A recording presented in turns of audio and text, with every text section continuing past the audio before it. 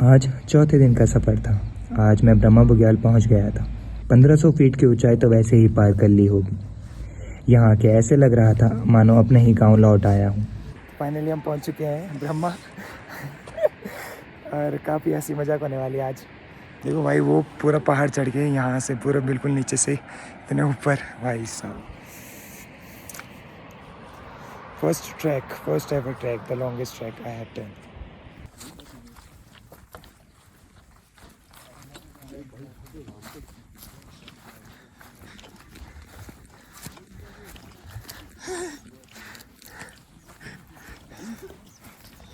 जिस भाई से हम पहले मिले थे वो हमसे आज के दिन में ही पहुंच गए और हम 5 दिन पहले निकल थे, 4-5 दिन पहले, और अब पहुंच रहे है उसी के साथ जो आपके पास जिसमें टेंट था। टेंट किसमें खोला आपने? आज का दिन हमने ब्रह्मा के लोगों के साथ बिताई। उनके साथ बातचीत, उनके हाथ का बना खाना और एक ही टेंट में सोना अलग था। ये सोना अपने टेंट में सोने जैसा नहीं था। ये सोना किसी अपने रिश्तेदार के कमरे में सोने जैसा था, जहाँ पर जगह न होने पर भी आराम की नींद थी। तो नंदी कुंड के लिए हम निकल गए। कल रात हम पीछे टेंट में रुके हुए थे और अभी गांव वाले भी साथ ही आ रहे हैं नंदी कुंड, तो एक सपोर्ट मिल जाता चलने का। और आज मैं वापस आ रहे हैं नंदी कुंड से, तो देखते हैं वहाँ जाके कैसे फील होता है। See you soon। अगले दिन नंदी कुंड की सुबह थी। वहाँ जाने का एहसास और एक नई जगह देखने का अनुभव। बर्मा के कुछ लोग भी हमारे साथ इस सफ़र में जुड़ चुके थे। यहाँ जानकर मैं काफ़ी खुश था, क्योंकि बर्फ़ में रास्ता ढूंढना वो जानते थे, नंदी कुंड का आसान रास्ता वो जानते थे। हमने अपने साथ मैगी रखी हुई थी, क्योंकि हमने सोचा कि पूरा आना जाना हम एक ही दिन में कर लेंगे। बर्मा बुग्याल पार करते ही हमें नदी मिली, जिसका नाम था वैतरणी नदी। यहाँ पर हमने हाथ जोड़े और पानी भरकर हम आगे का रास्ता तय किया। देखो, एक पूरा पैर कितना अंदर गया है।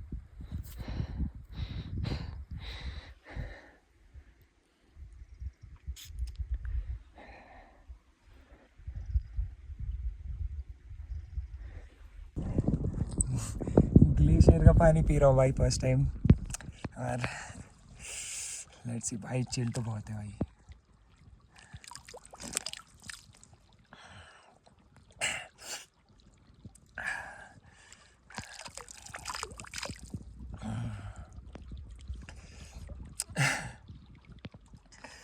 Live in the moment.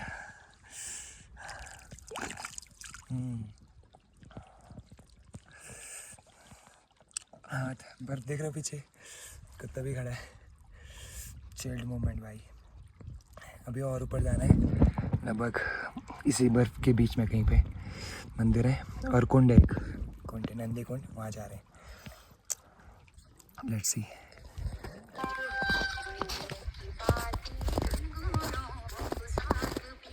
Live must experience brother, live must experience. इसके बाद थी पूरी एक बर्फ की खड़ी चढ़ाई, जिसकी ऊंचाई थी 17,300 फीट के लगभग। ये सबसे ऊंची बर्फ की चोटी थी हमारे इस ट्रैक की, और यहाँ से शुरू थे बर्फ से ढके पहाड़।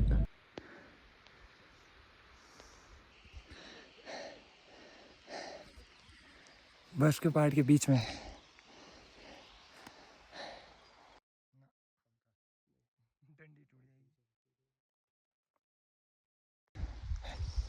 नीचे से अभी और ऊपर जाना है। वो बर्फ के सामने, वहाँ से पूरे नीचे डाउन है नंदी कुंड। वहाँ तक पहुँचने वहाँ तक पहुँचने के लिए भी टाइम है। अभी तो चल ही रहे हैं। गाँव के लोग आगे निकल गए, हम अभी पीछे ही हैं।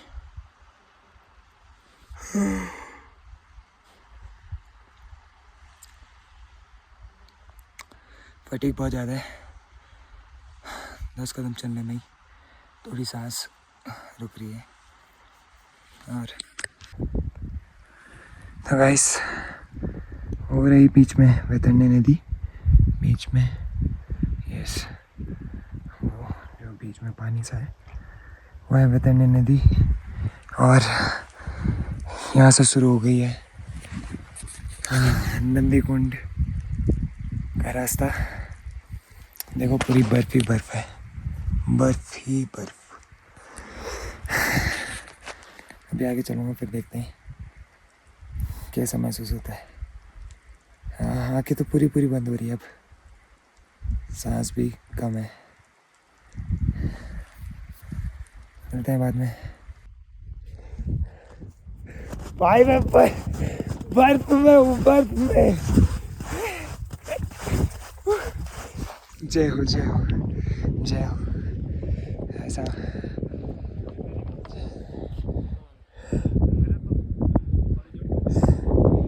भाई साहब, बर्फ ही बर्फ है, बर्फ ही बर्फ।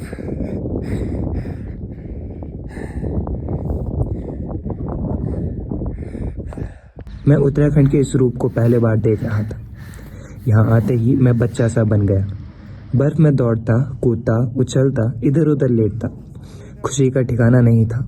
इतनी खुशी थी कि ये यादें मुझ तक ही सीमित रह गई, क्योंकि उस वक्त मैं कैमरा पकड़कर भी उन लम्हों को कैद नहीं कर पाया। और ढलान होने की वजह से रास्ता और भी आसान और मज़ेदार था। मेरे पैर भी काफ़ी ठंडे हो चुके हैं।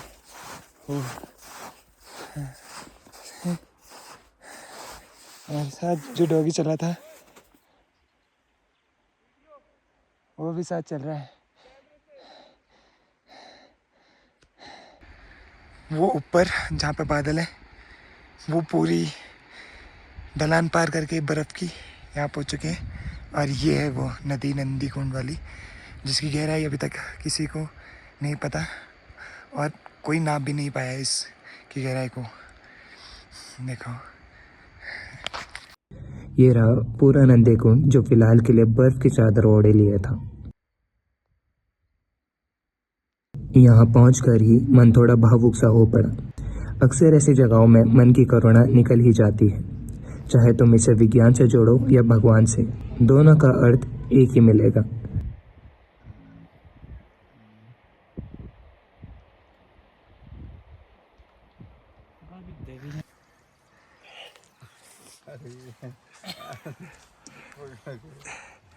मैगी खा रहे भाई नंदी कुंड में। मैगी अभी डुबकी मारी, हम खाएंगे मैगी। भाई बगल में पूरी बर्फ जमी हुई है। हम दोनों अंगे बैठे हुए, भाई ठंडी नहीं लग रही। भाई जी क्या बोल रहे थे आप? कि नंदी कुंड में वो आ पाता है जो भाग्यशाली होता है।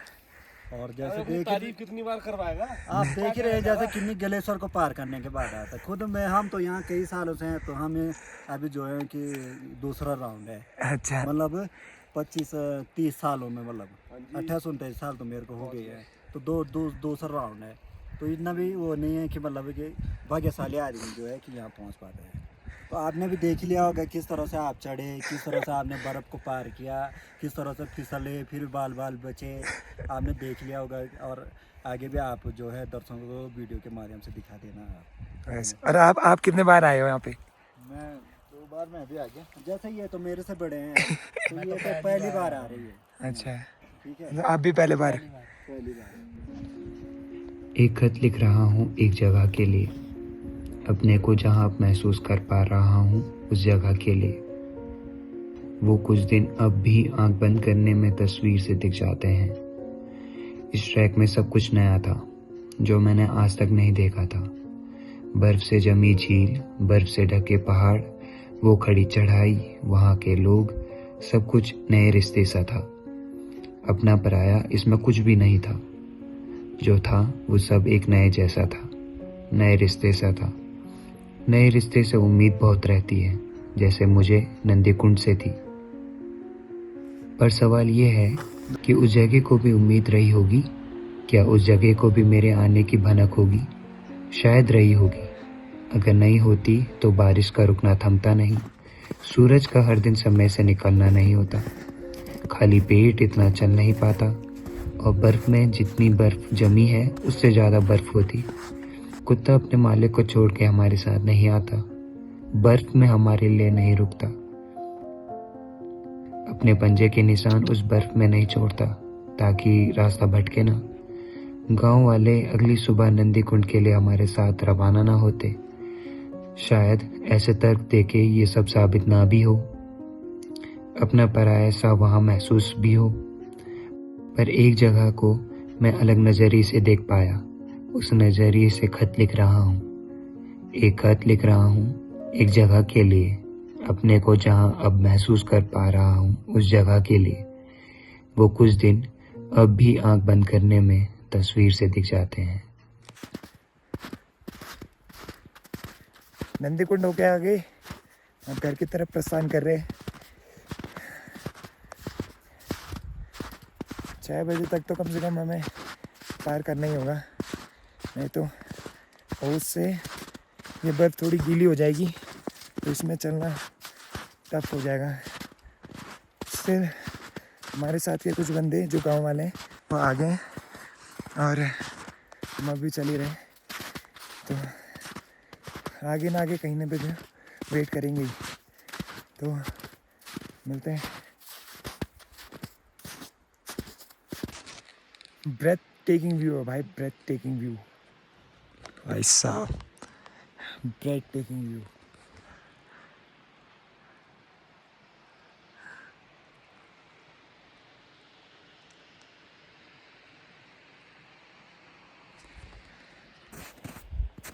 भाई अभी वो देखो वहाँ चढ़ना है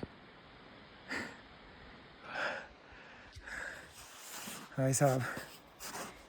कर भी कैसे रहा हूँ, मुझे तो यही समझ नहीं आ रहा कि ना कपड़े ढंग के हैं, ना ग्लव्स है, हाथ में सिर्फ पानी की बोतल है। मानना पड़ेगा भाई।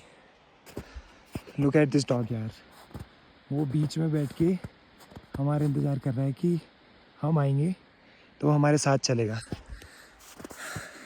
और वो हमारा है भी नहीं, वो गांव के रास्ते से आधे से हमारे साथ आया था और यहाँ ब्रह्मा तक आया। ब्रह्मा के बाद अब ये इधर नंदी कुंड तक भी साथ आया है, मानना पड़ेगा। और अभी बीच में हमारे लिए वेट कर रहा है।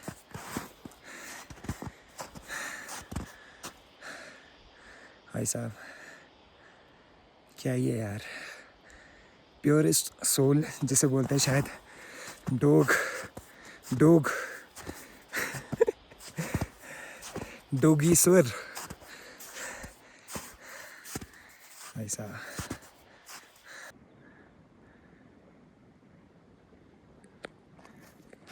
अगर ऐसे 2 पत्थर कहीं पे भी दिखे जंगल में तो उसका मतलब ये होता है कि तुम सही रास्ते पे हो, ठीक है। ये मुझे आज ही पता लगी है। तो गाइस फाइनली हम ब्रह्मा की तरफ जा रहे हैं। हमने हाईएस्ट एल्टीट्यूड पार कर चुका है, 17,500 from the sea level. We are at the highest mountain in Uttarakhand, I guess. Let's see how we cross this trench and reach in the village. Till then, enjoy the moments here, like the beauty of the sunrise and sunset. रात के 7 बज चुके हैं, अभी हम वहाँ से फिर से नीचे ही आ रहे हैं।